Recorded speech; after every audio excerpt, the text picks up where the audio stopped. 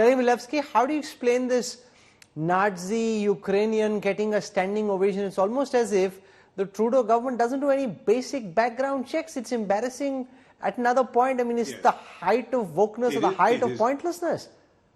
It is embarrassing, and it's not the first time this has happened. You may recall Trudeau's first visit to India in 2018, when he had a terrorist invited to dinner. A convicted Khalistani terrorist was invited to dinner with the Prime Minister at the Canadian High Commissioner's residence in New Delhi on an official visit. And nobody realized this wouldn't look very good. And of course, it was a fiasco. So there have been examples previously of bad judgment by the Prime Minister's entourage. This was a screw-up. There's no way around it.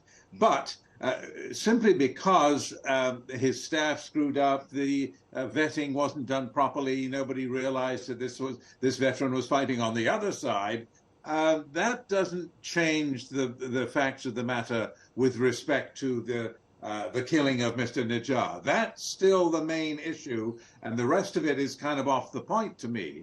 That point remains that right now, the onus is definitely on Trudeau to produce evidence, and he has failed to do so beyond the sort of daily drip of small leaks. The latest one suggesting that the Canadians did give at the official level to the Indians at the official level before Modi weeks ago.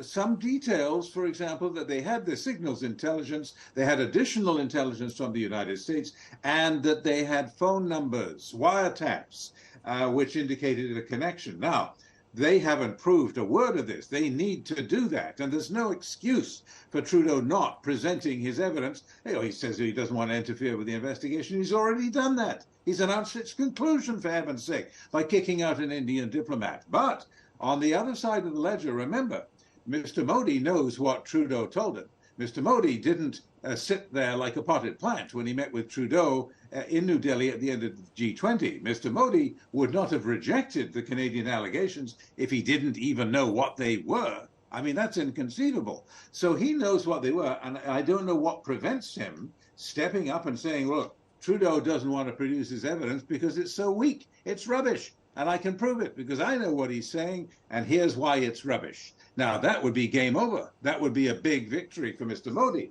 But he doesn't seem willing to do that, does he? Not yet. I find that interesting. Let's put it no more strongly than that.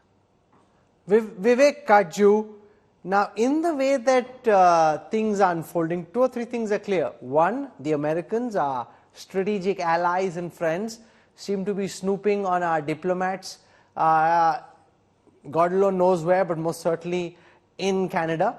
Secondly, that they seem to have some signal intelligence to suggest that some Indian diplomats are involved. You've served in so many embassies, high commissions, you've served India internationally.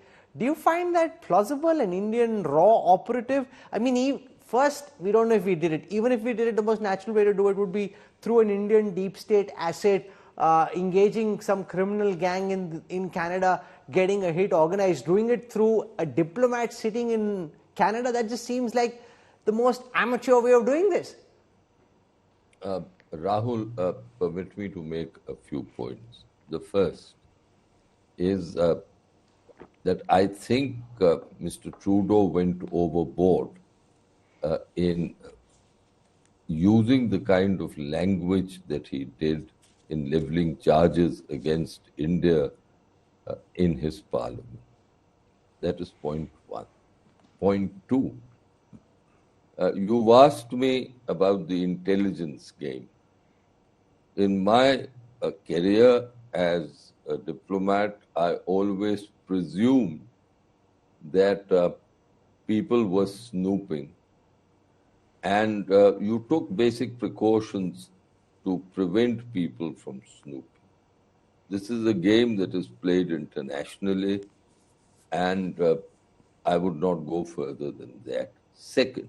Third, and I think this is the relevant point, and this is the point that Terry should appreciate. At least in India, prime ministers and political leaders do not speak in matters relating to police investigations. These are matters, a murder investigation is for the police, and it is the police that has to take charge of it and proceed with it. The next point. Even if the Americans, and please note, I'm stressing the point, even if the Americans have given intelligence, right? We do not know what is the nature of that intelligence. But the question is whether such intelligence would be admissible in a court of law. My own understanding is, at least under the Indian legal system, there is a difference between information, intelligence, and evidence that is admissible under the Criminal Procedure Code and under the Penal Code. I would imagine that in Commonwealth, in Canada, it's much the same. So, per se, if you have procured intelligence through means that are not sanctioned, say, by the Vienna Convention, you can do nothing about it. No, but Abhijit, do you buy this argument that there is signal? No, one last sentence. Okay, very quickly. Wait, yes, Mr. Katju. Just one sentence. It is a strange situation that Canada is asking India to convert this intelligence or whatever they have into evidence to self-incriminate itself. Where in the world do you expect anyone to do that? Terry should understand that. Abhijit, do you buy the argument that there could be some signal technical intelligence which has Indian diplomats on the call where they are ordering some kind of a hit or part of this operation? Isn't that just the most amateur way of going about this operation, even if Ajit Doval and the Indian government are somehow involved? So, Rahul, see, this is a three-part answer. The first part is, signals intelligence is never what you see in movies. It's not like, Canadian intelligence picked up me calling Rahul Kanwal saying, oh, Rahul, we're going to kill Terry Milevsky tonight. Let's take that book behind him and bash him over the head with that. And, boom, smoking gun. That happens in movies. It does not happen in real life. In real life, signals intelligence is extremely hard to interpret, extremely hard to crack. Number one. Number two, when you reveal signals intelligence to the person that you intend to investigate, that is India, you blow your sources of signal intelligence. You give away where it was collected from. If you remember, Narasimha Rao was planning a nuclear test. The US ambassador showed him all the satellite imagery and the signals intelligence. And then when Vajpayee decided to do the nuclear test, the Americans were caught completely off guard because we knew what time their satellites were passing over. We knew the frequency of their intercepts, etc., etc., etc. So you blow that. The third part, to add on to what Ambassador Katju said, is, the problem here is what has been shared, and segueing on to what Terry also said, all my government sources are telling me that what was given to the government was credible allegations.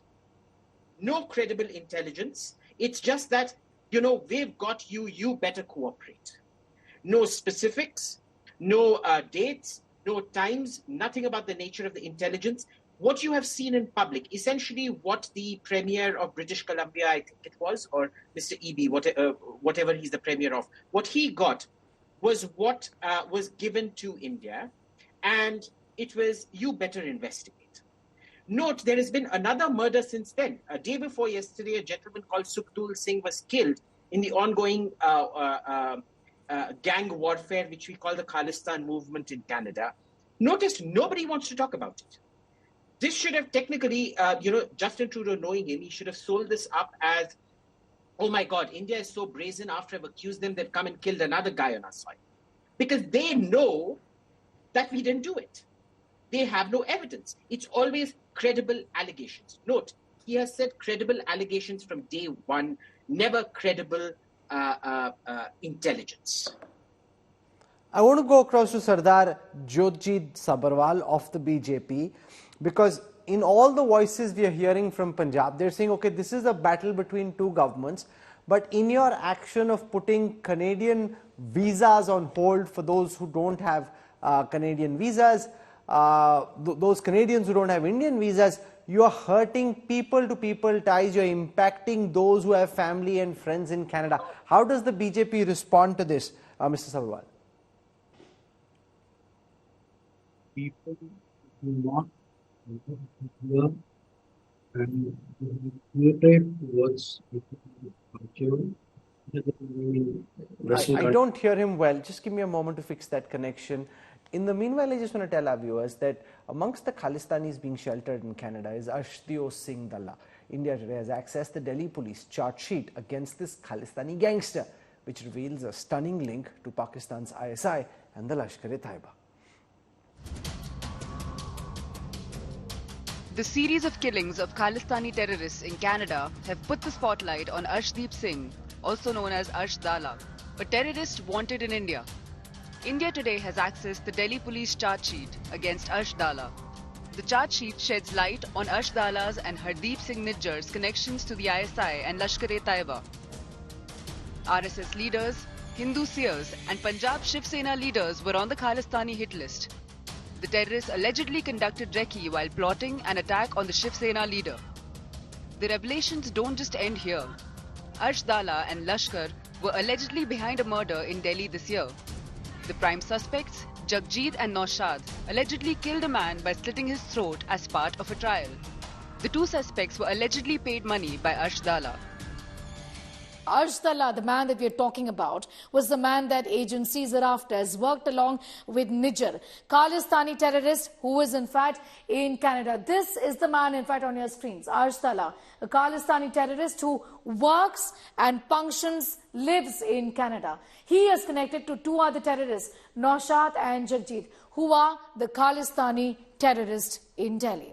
Rajkumar was the victim in this case, where his throat was slit. This video was first then made and then sent to Dala. This is the victim.